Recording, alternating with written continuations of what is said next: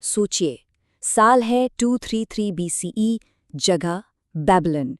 यहाँ की हवा में एक अनिश्चितता घुली हुई है। सिकंदर महान की मृत्यु हो चुकी है और उसका विशाल साम्राज्य एक लावारिस की तरह खड़ा है। और इसी माहौल में एक टकराव होने वाला था। एक ऐसा टकराव जिसका पैमाना बहुत बड़ा था। ये सिर्फ जमीन के एक टुकड़े की लड़ाई नहीं थी, बल्कि दो दुनियाओं की, दो अलग अलग विचारधाराओं की टक्कर थी। तो हुआ ये कि सिकंदर की मौत ने एक खालीपन, एक पावर वैक्यूम पैदा कर दिया था। अब देखिए, इतना बड़ा साम्राज्य वो रो नहीं रहा था, वो तो बट रहा था। उसके अपने सेनापति एक दूसरे को देख रहे थे और हर नजर में सिर्फ लालच था और शक था। और अब फैसला तलवार से ही होना था। और इसी उथल पुथल के बीच एक शख्स था, सेल्यूकस निकेटर, बड़ा ही धैर्यवान सेनापति।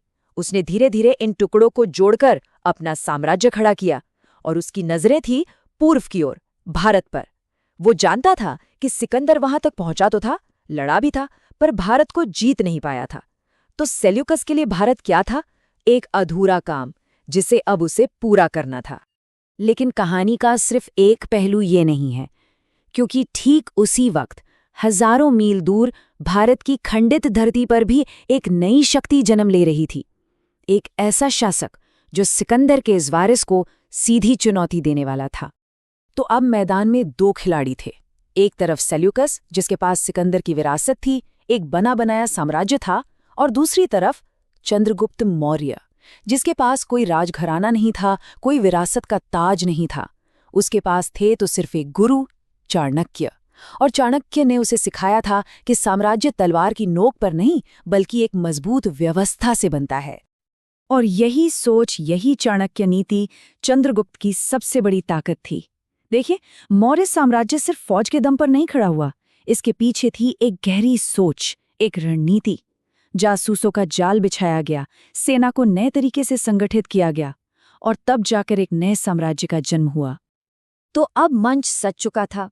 दो ताकतें आमने सामने थीं, और ये सिर्फ तलवारों की लड़ाई नहीं होने वाली थी। ये तो दो अलग अलग सभ्यताओं की, जंग को देखने के दो अलग अलग नजरियों की टक्कर थी। अब जरा इन दोनों सेनाओं को समझिए, क्योंकि इनका फर्क ही इस जंग का नतीजा तय करने वाला था। यूनानी फौज वो तेजी से हमला करके फौरन जीत हासिल करने में विश्वास रखती थी। उनका मकसद था दुश्मन को तोड़ दो। वहीं मौर्य सेना का फलसफा बिल्कुल अलग था। वो धैर्य से लड़ते थे। उनका मकसद था दुश्मन को थका दो। आप कल्पना कीजिए, यूनानी सेना जब मैदान में उतरती थी तो ऐसा लगता था जैसे किसी ने नाप तौल कर सीधी लकीरें खींच दी हों। एक डिसिप्लिन मशीन जहां हर सैनिक एक पुर्जा है, हर ढाल एक दूसरे से जुड़ी है। ये भावनाओं से नहीं, सिर्फ हुक्म से चलती थी। और इसके ठीक उलट थी मौर्य सेना। वो सीधी लकीरों में नहीं, बल्कि परतों में खड़ी होती थी, जैसे कोई तूफान आ रहा हो। और सबसे आगे थे वो विशाल युद्ध हाथी। ये सिर्फ हथियार नहीं थे, ये डर की एक चलती फिरती दीवार थे। सोचिए, जब वो आगे बढ़ते होंगे तो जमीन तक कांप उठती होगी। तो बहुत जल्द ये बात साफ हो गई कि ये जंग किसी एक मैदान पर एक दिन में खत्म नहीं होगी। नहीं, ये लड़ाई अब हर सैनिक के दिमाग में, उसके शरीर में हर दिन और हर रात लड़ी जाने लगी। ये एक इम्तिहान बन गया था सहन शक्ति का। मौर्य सेना ने एक अलग ही रणनीति अपनाई, गुरिल्ला युद्ध। वो रात के अंधेरे में साई की तरह हमला करती। कभी सप्लाई लाइन पर धावा बोल दिया, तो कभी दुश्मन के घोड़ों को ही भगा दिया। वो जानबूझकर पीछे हटते ताकि दुश्मन उनके जाल में फंस जाएं। और कभी-कभी तो अंधेरे में सिर्फ एक चीख ही यूनानी खेमे का हौसला तोड़ने के लिए काफी होती थी। ये एक साइकोलॉजिकल वॉर था, एक दिमागी खेल।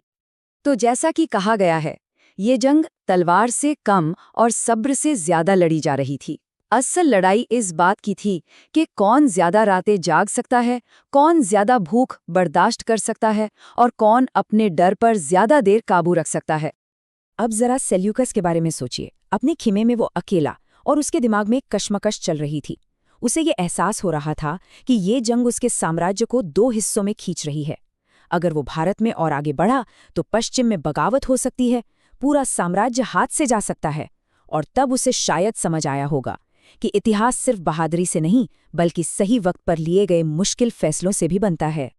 और फिर जंग का शोर शांत हुआ। अब तलवारें नहीं बल्कि बातें हो रही थी। और ये बातचीत हार जीत की नहीं थी, ये सम्मान और सीमाओं को तय करने की थी। ये किसी का सरेंडर नहीं था, ये दो बड़ी ताकतों की समझदारी का सबूत था। तो इस संधि में तय क्या हुआ?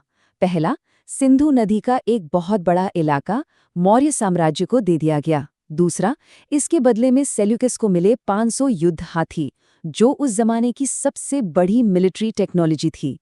तीसरा, दोनों साम्राज्यों के बीच एक शाही शादी हुई।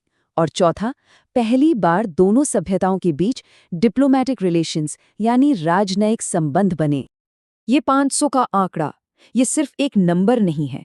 ये 500 हाथी सिर्फ जानवर नहीं थे, ये उस वक्त की सबसे पावरफुल मिलिट्री टेक्नोलॉजी थे। और इन हाथियों ने आगे चलकर पश्चिम में होने वाली जंगों का तरीका ही बदल दिया। संधि के बाद यूनानी राजदूत मेगास्थनीज चंद्रगुप्त के दरबार में आया और उसने जो देखा उसने पश्चिम की भारत के बारे में पूरी सोच ही बदल दी। उसने सिर्फ एक अमीर राजा नहीं देखा, उसने देखा एक ऐसा सिस्टम, एक ऐसा प्रशासन जो कानून से चलता था, एक ऐसा समाज जहां सिर्फ ताकत नहीं बल्कि व्यवस्था की इज्जत थी। तो इस पूरी कहानी का सबसे बड़ा सबक क्या है? वो ये है कि ताकत सिर्फ हमला करने में नहीं होती। भारत ने ये साबित किया कि वो कितना धैर्य रख सकता है, कितना सह सकता है।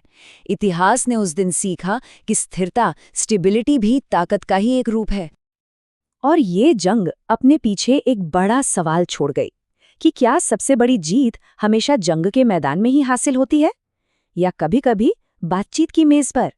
ये सोचने वाली बात है।